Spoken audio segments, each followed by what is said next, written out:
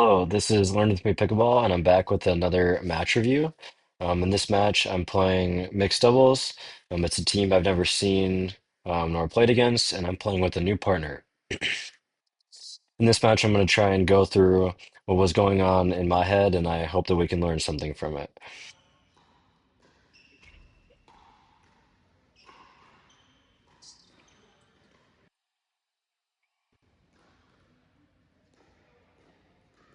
Okay.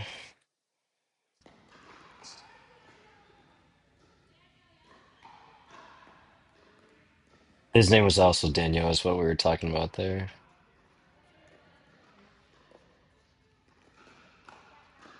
Okay.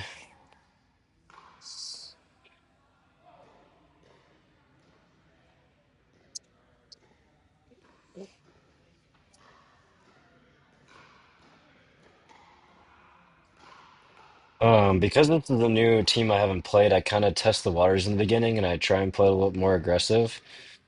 Um, And so there's a few times I'll be able to kind of highlight that. Um, those were just high balls from her, is why they lost that.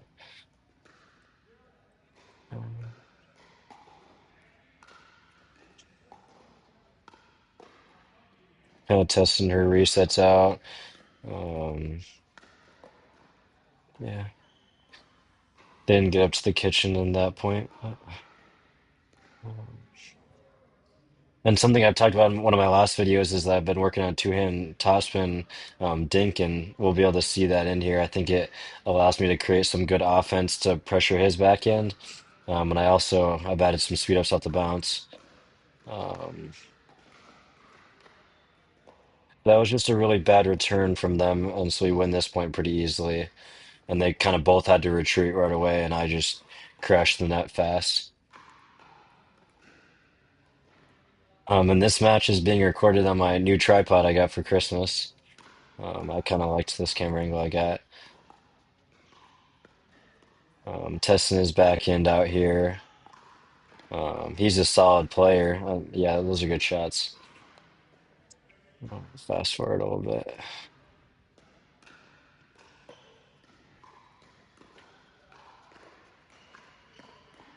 Looking to see what balls I can poach. That's a good attack from her.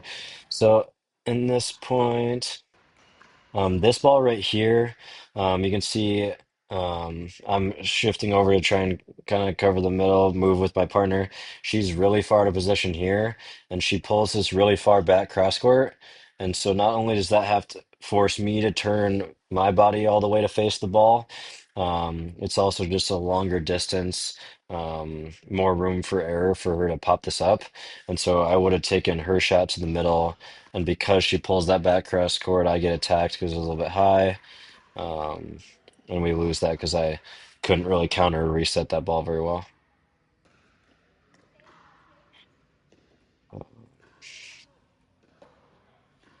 Yeah, we're kind of still navigating like what shots these people have.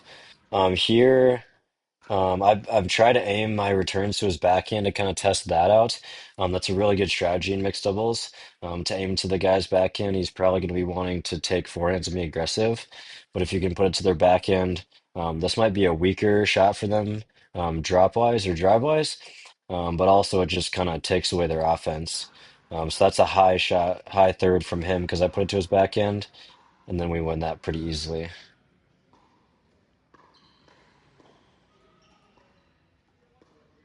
So because I've never seen this other guy play, I'm kind of testing the waters, like I said. It's a good drop that get in. Little miscommunication there. Yeah, those were the right shots from them trying to reset. Just a little bit of poor execution, but that's all good.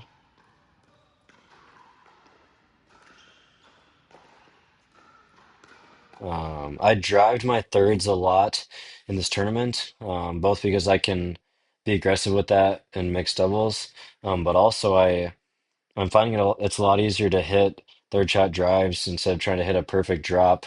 When I can have that drive nice and consistent, it gives me or my partner a weaker fifth shot for us to drop in, which is something I've covered in past videos. Um, and then I felt a little bad here for this attack, but what happened here? That's a good. Oh, that was high. Um, yeah, I guess I'm looking to be aggressive. It's mixed doubles, what I can do with my forehand, and I think she was caught a little off guard because of how I took that from under the net. But yeah, I'm trying to be offensive whenever I can. There I get a little bit too excited and should have recognized that the drop was a bit high and stayed back. I'm trying to put pressure on them. Here's another drive, and I drive this again. I'm kind of testing the waters, and he stretches a bit there, tries to do a little bit too much. So he probably should have just taken that. Uh,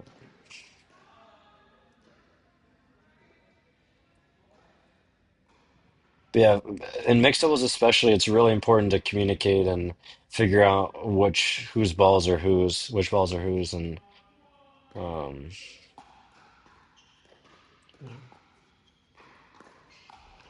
okay. So this is actually. I think a fine shot for me because I'm testing the waters. And so he kind of hits a higher dead dink here. And so I try and drop my paddle with my two-hand backhand. And I have a lot of options. Pattern-wise, I had been pulling this cross court to his backhand. And so I thought I might be able to catch him off guard. But I'm also just testing, like, is he good at covering this ball in the middle? Because you can see she's pretty shifted far over here on the sideline. And so I'm testing like, is this guy good at covering the middle here? And he is. And I just say that's a good shot. I've learned from that. And I think I end up telling my partner this is that I'm kind of testing the waters here to see what shots this guy has. Here I missed the return wide to his backhand. I talked about that earlier. I'm trying to target my returns to his backhand. You don't really want to miss your turns, but I think um I've said it quite a few times, I'm testing the waters. I'm trying to be aggressive. And I think that's a fine miss. But because we missed a second one here, I'm thinking in my head I'm not going to be aggressive with this return. I just put it into the middle to get the point going. Um, and then what I'm telling my partner here, and this is actually a good learning moment, when you have a high four shot like this, she recognizes that's high and she wants to be aggressive. You don't want to do the same speed up off the bounce like you would if they're up at the kitchen, because you don't need to disguise this. They have plenty of time to react to this. You kind of want to loop it slower with some spin, or kind of just like show them that you're going to hit hard at them. But the deception doesn't really help here. And so she hit that into the net because she was kind of trying to be sneaky, I think. And me personally, I kind of like to roll that back to their feet when it's at that borderline spot of can I be aggressive with this? It's important that you force them to try and hit the reset.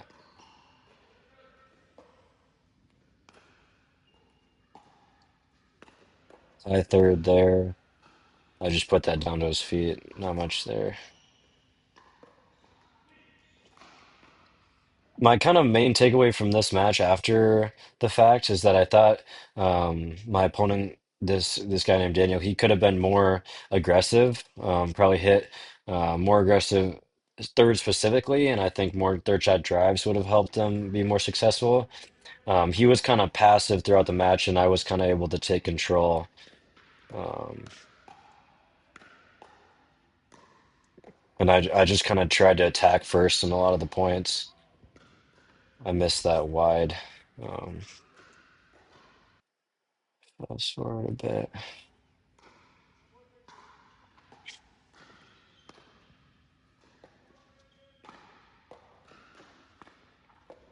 I think continuing to target here, her here is smart when she's hitting right high resets. He hits a good reset there, and he's able to come and poach and be aggressive. So probably my partner, after he had reset this, uh, he hits a good reset right here. She probably should take this back to his backhand. And she kind of tries to speed up there. Um, and he was right on that, which we had kind of learned he has that shot when I had kind of tested that earlier. Um, so probably pulling that back to his back end, getting him out of position a bit because it was still a little bit high.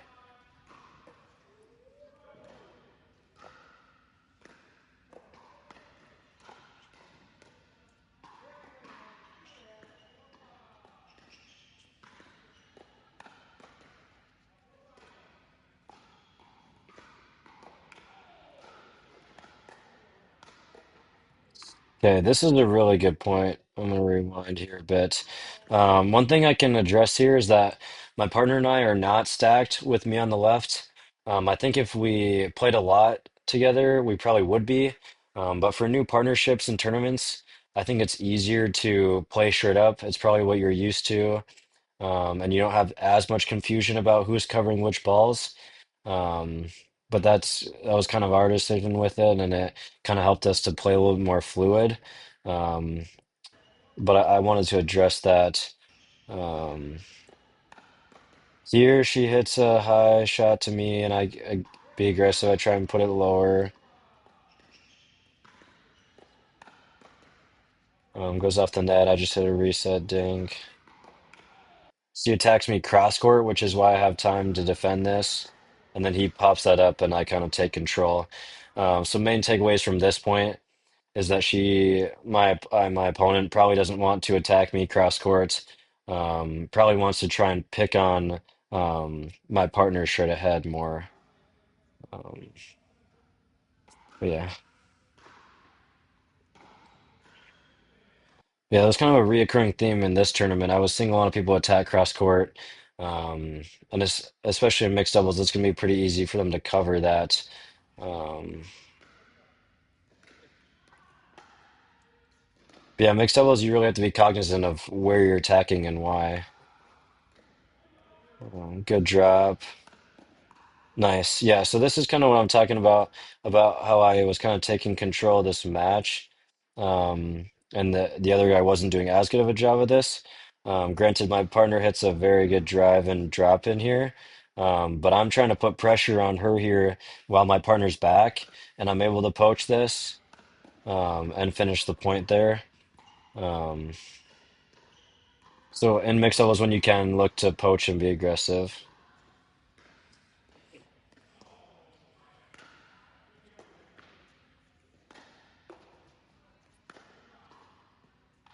Yep. So here. I am still trying to be aggressive. I drive with my third, and this is probably a ball I'm back a ways. I wouldn't attack this, but because they're unstacked and I'm figuring there's going to be some confusion in the middle, I decided to speed this up again, and then there's the confusion. It just goes right down the middle. Um, and so a good learning moment there is when your opponents are usually stacking and they're unstacked, look to be aggressive in the middle, because there's likely going to be confusion.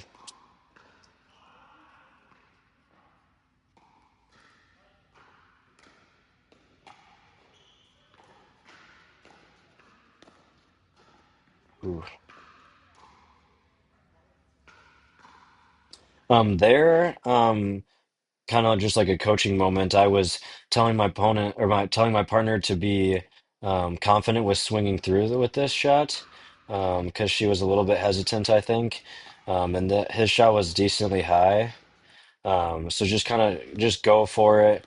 Um, I think she was a little bit hesitant there. You can kind of see like I'm motioning this.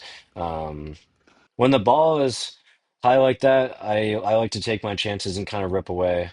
And that's what I was just telling her, just work on being aggressive and trusting your shots. That's a great reset from her. Good reset dink in the middle from me. And then um, this opponent, female opponent over here, probably doesn't have this backhand flick and shouldn't be going for that.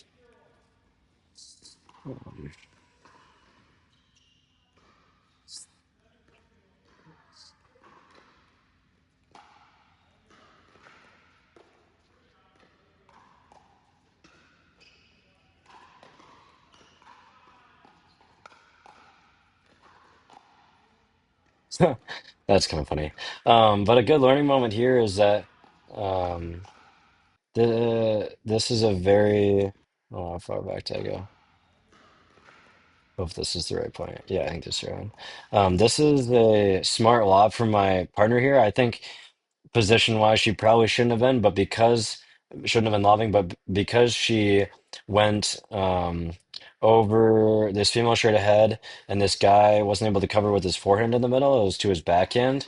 This was a great shot, and I recognize that this is his backhand here, and so I try and take control fast. And so I liked that lob, but my partner hit it with her hand or whatever. That was just a funny moment. But a smart lob from her there. Especially like taller guys aren't as used to getting lobbed. So when you can get it to their back end, that's a good shot.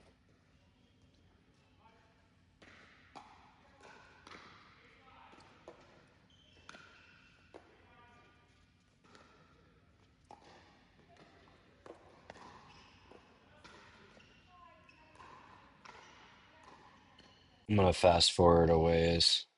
This video's getting a little bit long. We switch sides here. This is a game to 15.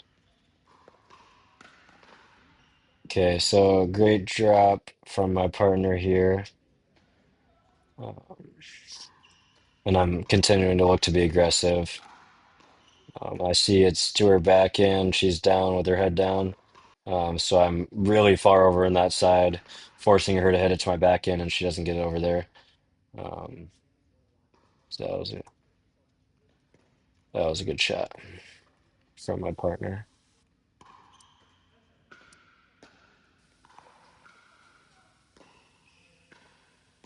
There's the ball going back. I probably would drive this because it was a pretty solid deep return, and it was kind of like behind me here.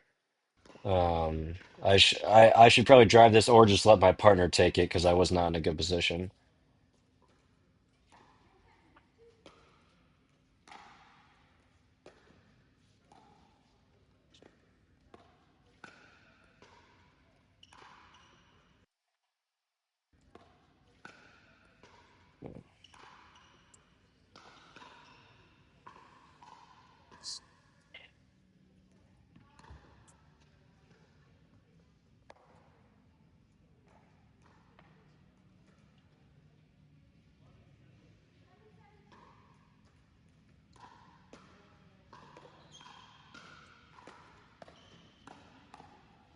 Yep.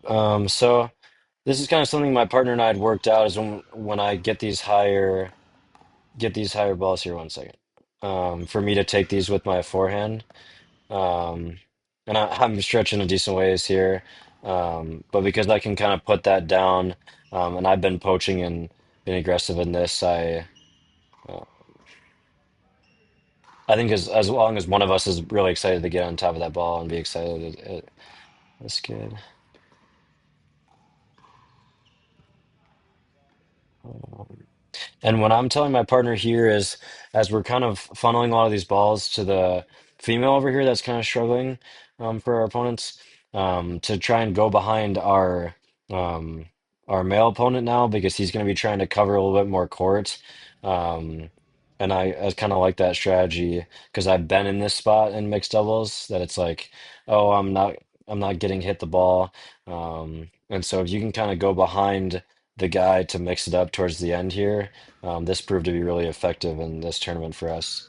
And so I drove this shot after I'd just been telling my partner about this. I decided to drive this shot not at the woman who's coming in, but instead behind this guy.